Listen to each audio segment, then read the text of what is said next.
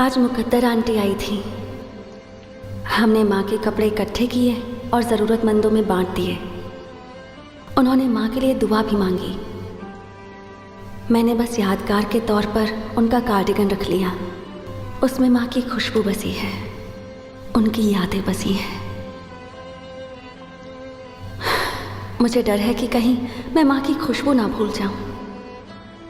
Mehmed रोज़ मेरा हालचाल पूछने आता है और पूछता है कि मुझे कोई मदद तो नहीं चाहिए। आज हिकमत अंकल गांव आए थे। माँ के गुजरने के बाद वो रोज़ फ़ोन पर मेरा हालचाल पूछते थे। उनके फ्यूनरल पर भी आए थे। वो बहुत बिजी रहते हैं, फिर भी वो मुझसे मिलने आए।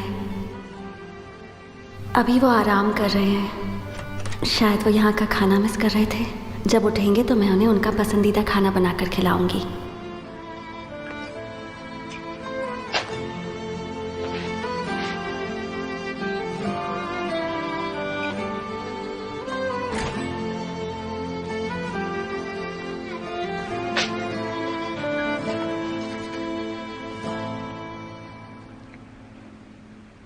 हिकमत अंकल चाहते हैं कि मैं उनके बेटे से शादी कर लूं।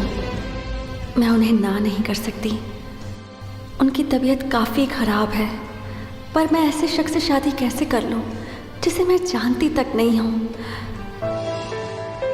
अब दुआ के अलावा और कुछ नहीं कर सकती। ऊपर वाला मुझे सही रास्ता दिखाए।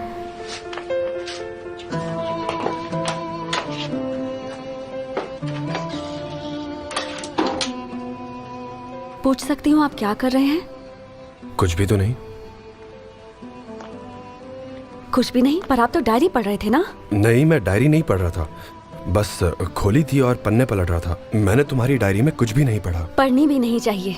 जो गलत है वो गलत है। किसी की डायरी नहीं पढ़नी चाहिए। लाइए मुझे मेरी डायरी दीजिए। तुम इतनी परेशान क्यों हो रही हो? ये आप क्यों पूछ रहे हैं? वो मेरी डायरी है, मेरी पर्सनल चीज है। मुझे वापस कीजिए। जरा रुको तो सही, इतनी भी क्या जल्दी है? कहा ना दीजिए, मेरी डायरी दीजिए। अगर ऐसे मांगोगी तो नहीं मिलेगी।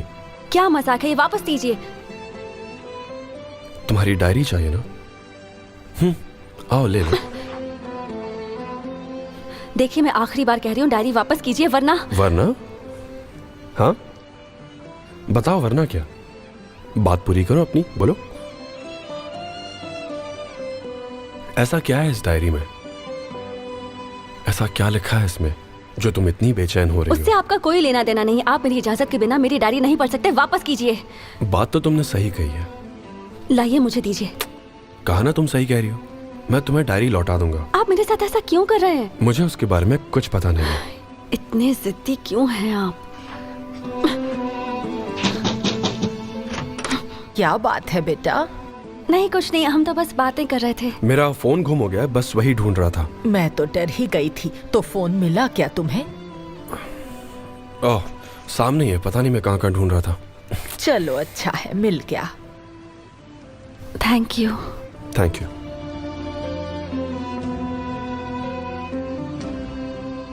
आप तैयार होकर कहीं जा रही हैं? यहाँ पड़ोस में एक फंक्शन है, मैं वहीं जा रही हूँ। पर आपकी तबीयत तो ठीक नहीं है ना? मैं धीरे धीरे चली जाऊंगी, तुम फिक्र मत करो। मैं आपको कार में छोड़ देता हूँ। नहीं बेटा, बगल में ही तो जाना है। ठीक है, तो मैं आपके साथ चलती हूँ। बेटा रहने दो, मेरे दामाद के साथ रहो।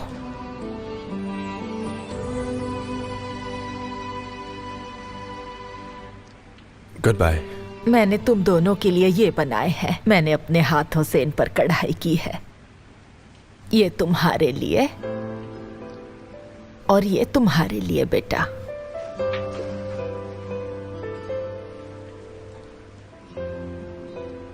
इन पर तुम्हारे नाम के अक्षर हैं। ये तुम्हारे लौटते वक्त में देना चाहती थी, पर फिर सोचा अभी क्यों ना दे दूं। Thank you so much Muqaddar aunty. Thank you so much. Thank you मत कहो। जब भी इन रुमालों को देखोगे तो मुझे याद करोगे। शादी एक लंबा और मुश्किल रास्ता है बच्चों। इस रास्ते पर चलते तुम सिर्फ पति पत्नी ही नहीं बल्कि जिंदगी भर के साथी हो। ना सिर्फ तुम्हारे दिल बल्कि तुम्हारी सोच भी एक हो जाएगी। अगर तुम्हारे हाथ मिलेंगे तो दिल भी मिल जाएंगे, प्यार बढ़ जाएगा। मेरी यही दुआ है कि तुम्हारी जोड़ी ऐसे ही सलामत रहे। तुम दोनों हमेशा खुश रहो। अच्छा, मैं चलती हूँ, अपना ख्याल रखना। ध्यान से जाइएगा।